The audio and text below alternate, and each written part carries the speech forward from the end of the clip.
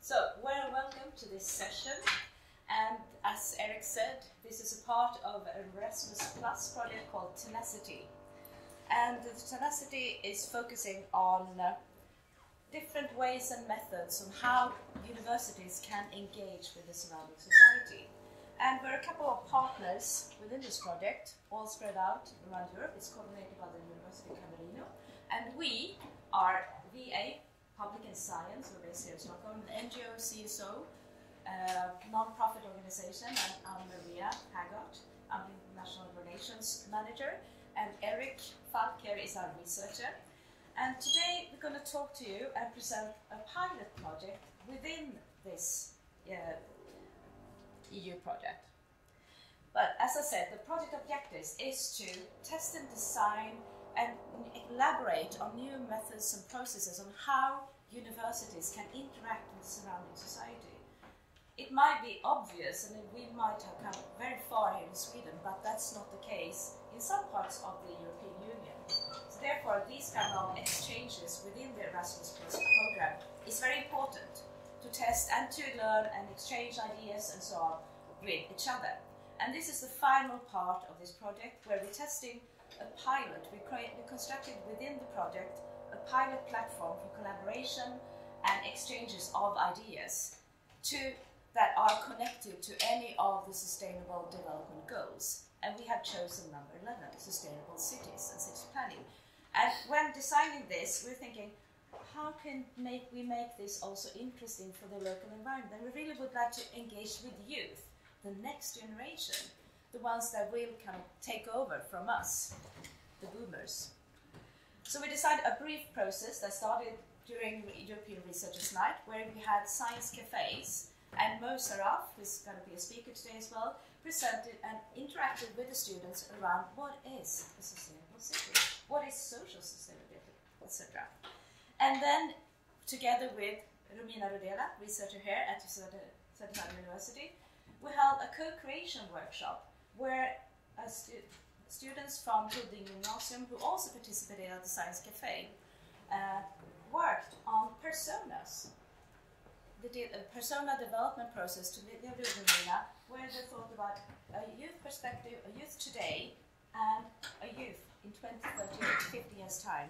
And also they explored on what would be the future vision on my future city, because that's a total idea of this experiment. And unfortunately, this class, it's a year 3 high school natural science class students. They're so dedicated to their schoolwork, so they couldn't come here today because they had a maths class and so soon national exams. But we interviewed them yesterday about their perceptions of this project and how they found it. I guess we were in a group together, and I guess we kind of had more of a positive futuristic view, but a little bit of a negative, which we wanted to hope for the best for automation, but also we did acknowledge things that are relevant now that will affect the future, like AI, how much society and police and everything can look at what you're doing, and free time and stuff like that. But we also looked at positive things like automation of vehicles, automation of everything really, and the 15-minute city kind of, everything being close. You don't need to go by the metro or anything to get to where you need to be to do certain activities and such. That's, I guess, what we brought forth. The only thing I thought about was the negative things also took in consideration, and that was the forest. I was thinking about that the forest where I live is going to, well, not exist in a few years. And that was just something I was thinking about. The last thing that we talked about when it comes to the future was, I guess, more green and renewable energy also, like cars and stuff like that would have more charging stations if they're all electric, for example.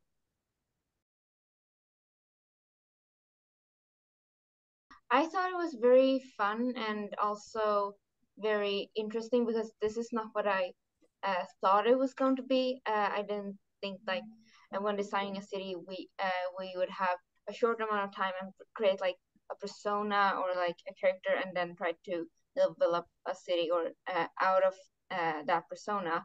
But it was very interesting and also very fun, just like spitballing ideas with the people in the group and trying to just come up with as much as possible in a very short amount of time. Yes, I would like to be involved, but I also find that before this, I didn't really know. But had I known, I think it would have been like pretty, I don't know, kind of hard to engage as like a teenager, that I have like this social structure that I do, and now I can actually engage in kind of politics and like how society works around me, and it's kind of scary and like, oh, how am I supposed to do this? No one's really helping me with how to like change stuff. So I think yes, I would like to be more engaged, but it's also like how to do that is kind of not so talked about process, at least for younger people. Yeah, no, it was very fun to do, and if it's I guess maybe not smooth, but like being a part of it was very fun, and to the knowledge of knowing that you have your voice heard is very is comforting in a way. Like people want our opinion, and therefore they will listen to what we have to say, and also I think it's also valuable for others to hear like other generations' ideas of the future and what they are concerned about and what they're thinking about. So being able to provide that for others would be very fun and I guess valuable. I'm thinking pretty much the same as Alvin and Fanny, that it was a very fun project and that I didn't know that I could have this much like impact on society as a young person. But it's also like very good to know that you do have a voice and that is important that you can use it because the younger generation is the one that's going to live here and we're the one creating our city.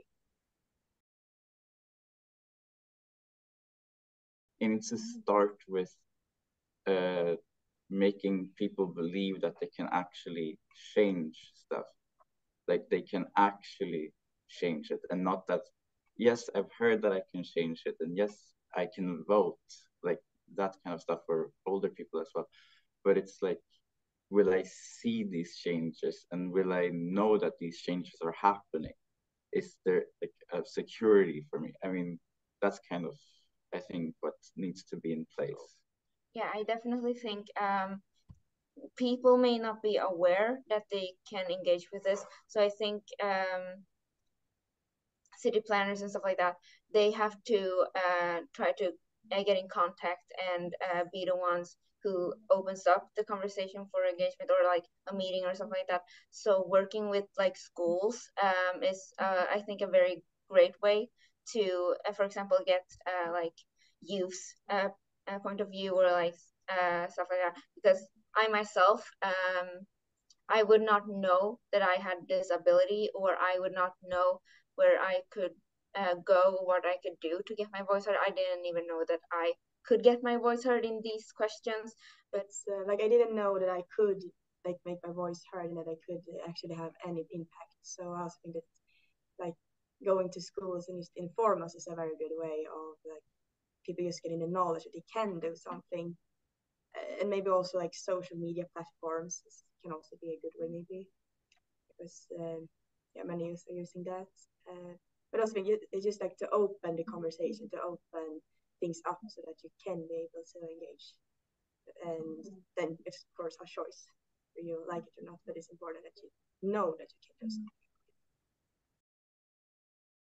So this was the view from our fantastic students, and I was going to put this. We have in these rooms put up the posters from the drawings and ideas that sprang from the brief workshop. We only had a workshop for 1.5 hours. 1.5 hours, like 60 minutes they were working on this.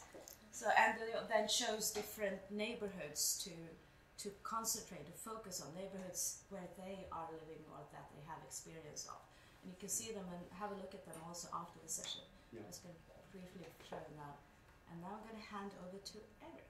Yes, and I think we'll invite our speakers up here. So Mo, would you like to come up here? And Romina, please. Mika, Maria, Karin.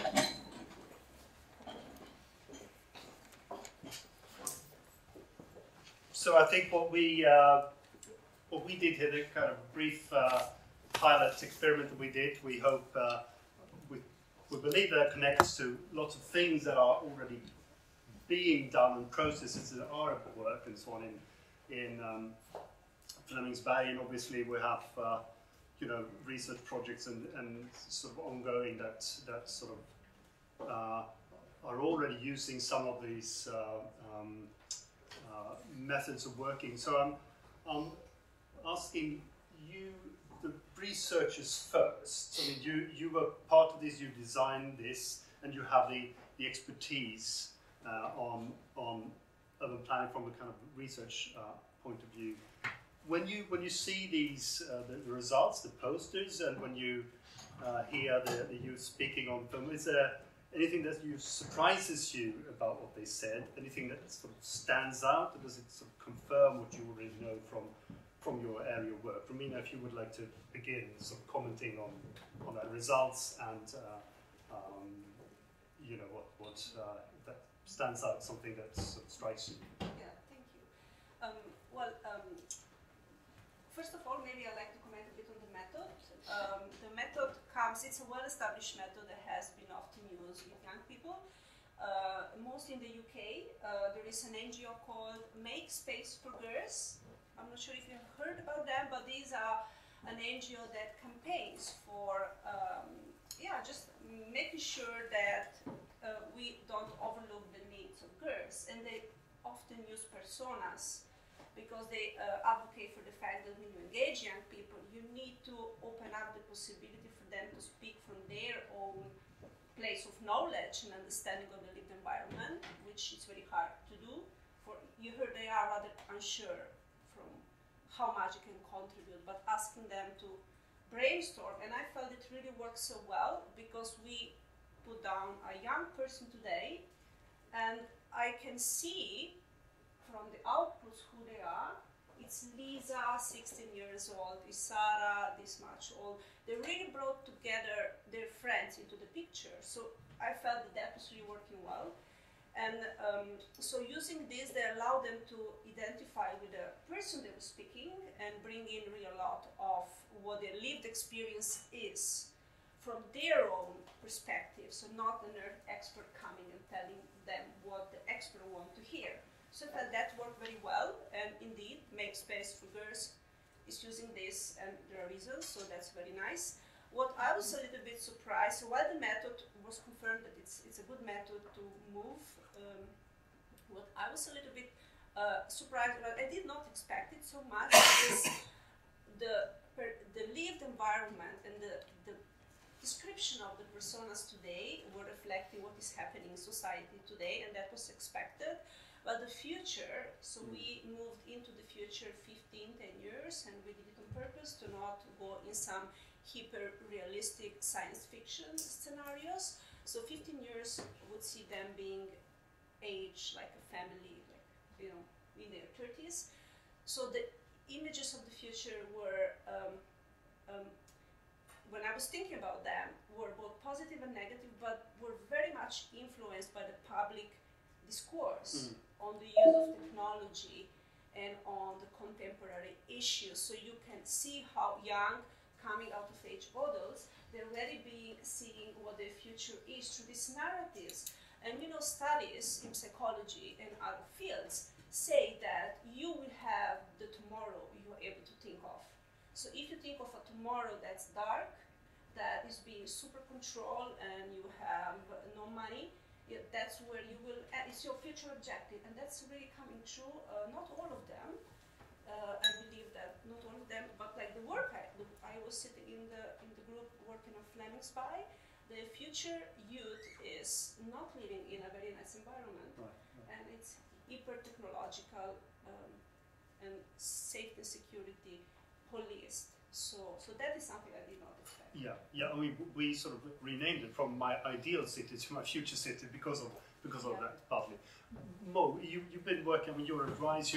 You've been working a lot with diversity and segregation and social inclusion and so on in cities. What comes to mind when you think about these results and sort of hear the youth speak?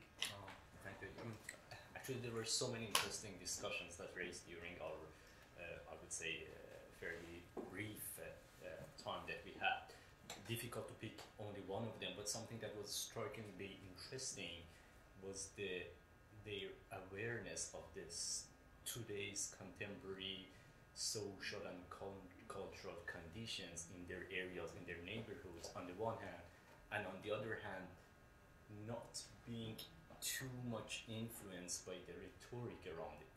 For instance, we did have discussions about segregation and segregated neighborhoods, trying to sort of get to that discussions or rhetorics that why some neighborhoods are segregated and what could be the results behind it. And I could easily see they oppose those. They really argue against it, that why you consider it as segregated. So this was very, very interesting for me to see that despite being very young, despite having maybe this like not being having academic education, but they were using the really, really terms and ideas in line with the most advanced theories when it comes to, for instance, segregation.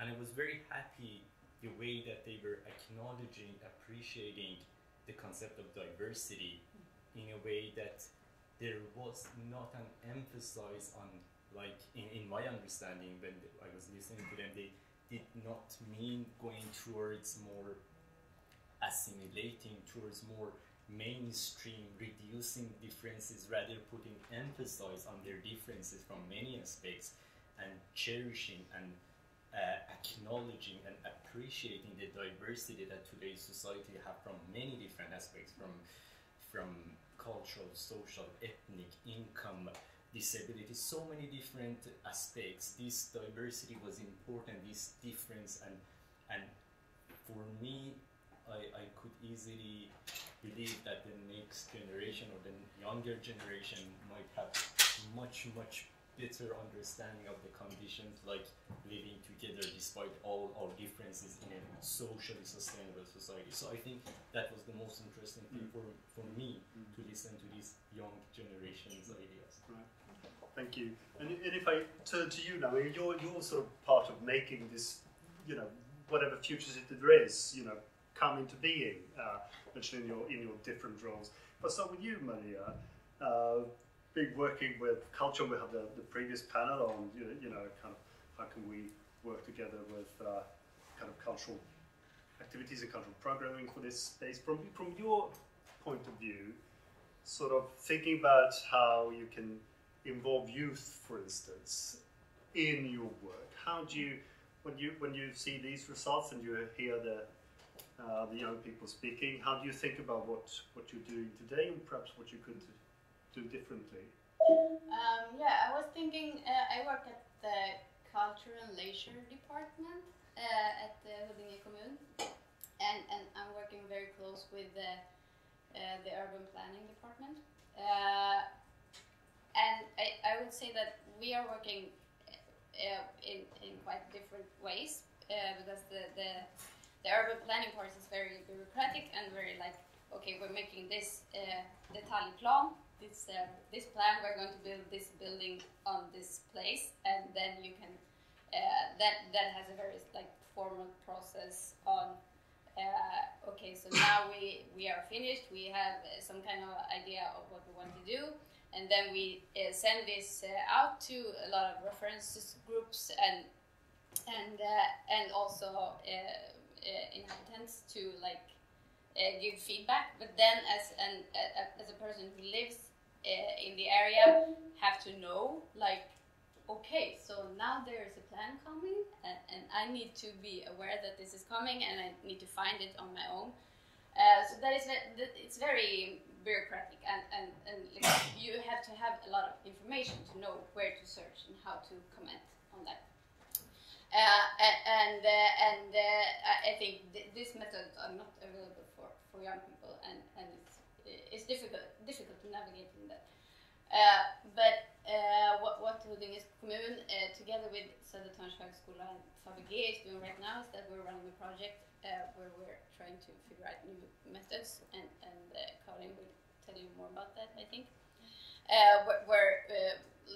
We are reaching out to the young people instead of that they have to come find us.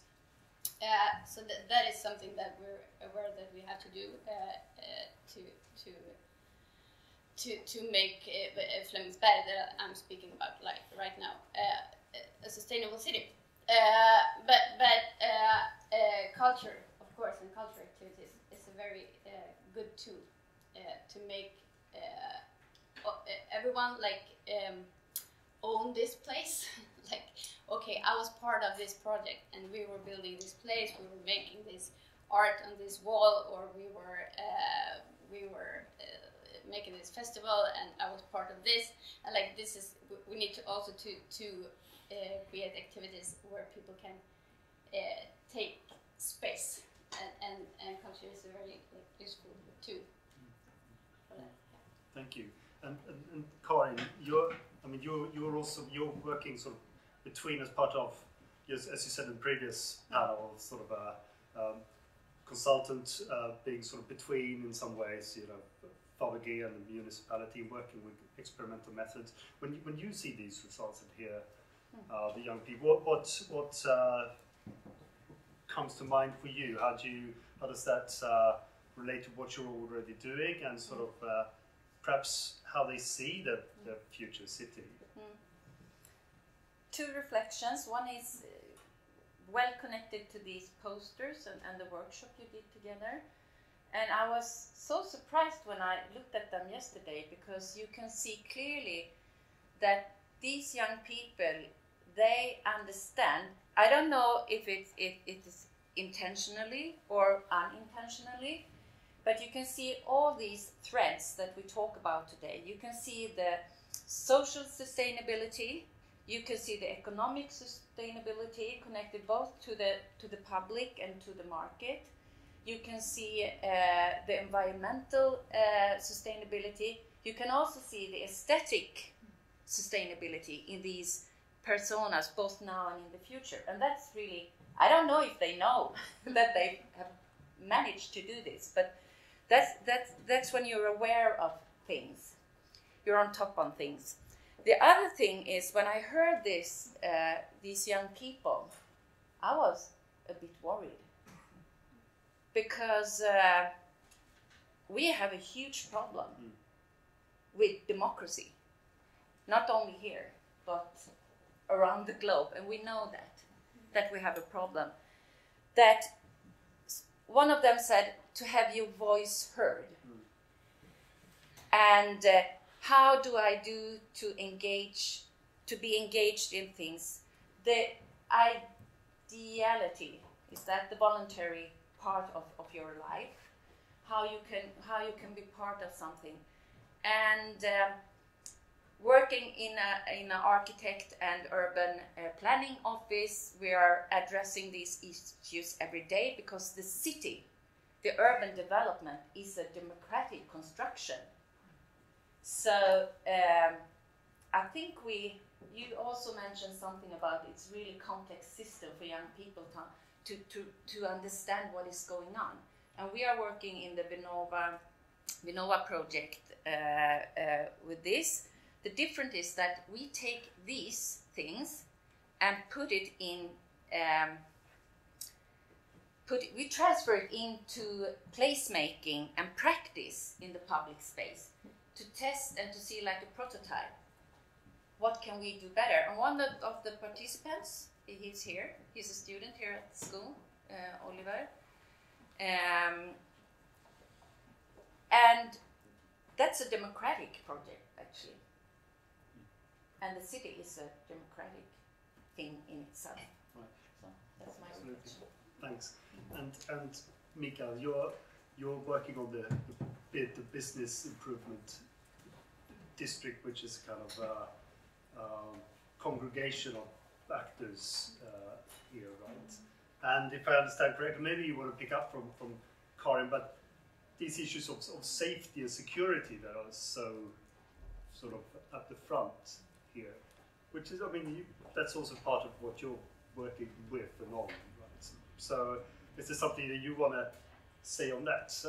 Their views on safety and security in the future, and perhaps what you're doing today on that topic.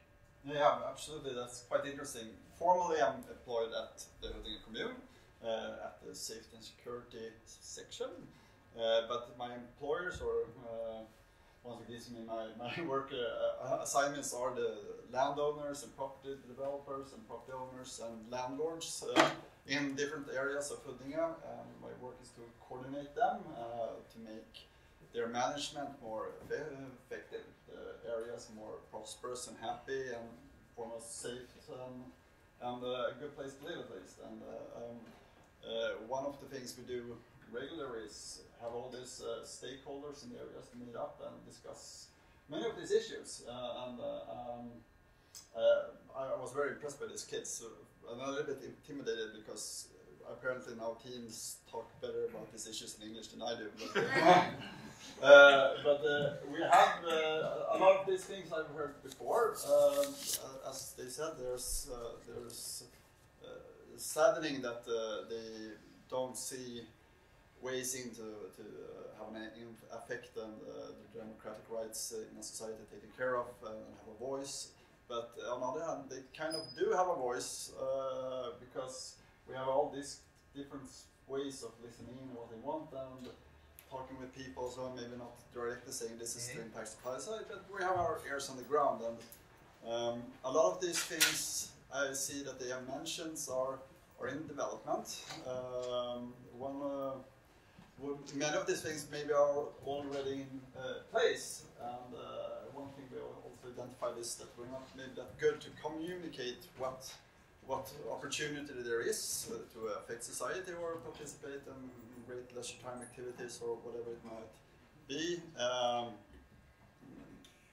Let's say, yeah, but my greatest impression is just that I want to meet these kids. I want to talk to them and get some more details about what they mean about stuff like that. But the thing that I'm working on right now that I caught my attention is they talk about that they want things close within walking distance, and that it should be safe walking distance, and I mean that means put a lot of pressure on mobility. I'm maybe not a big fan of the car-based mobility, but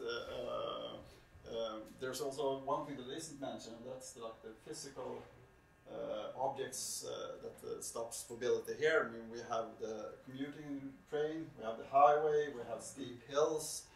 Those kind of things that also stops people from meeting and being a part of society or taking care of all the things that are possible here. But my main thing is that I take a lot of this with me, and I want to take the work with what our work are here in Klimatförändringar and otherwhere in Klimatförändringar. Yeah, maybe find a more permanent forum to have them practice. Right. Would be, to continue this conversation because there's so much to talk about, but I think we don't have more time, so I think we need to begin to wrap it up. And I would like to thank the panel here, and I think we can continue discussion afterwards, but I would also like to invite you all to get engaged, because maybe now you can just squeeze together. As I started saying, this is like a four-step process. So the ideas, the personas, and other things, materials that we've been working on has now been uploaded on this pilot project collaboration platform. So you can scan the QR code, and it's also you can find it on the posters here. And this is a platform where we're trying then to see, can we engage in discussions together after we have these kind of sessions? and that we will continue to elaborating on now during the last couple of months of the project. And also, if you want to just get in touch with us, this is us, it's me, it's Eric, and we also have our colleague Helen on the distance online. So just get in touch and we can continue discussion and also maybe find future collaborations about these really important ideas on how to really engage youth in the democratic process and sustainable city planning. So with this, I thank you everyone for coming today, and let's continue. Thank you. Discussion.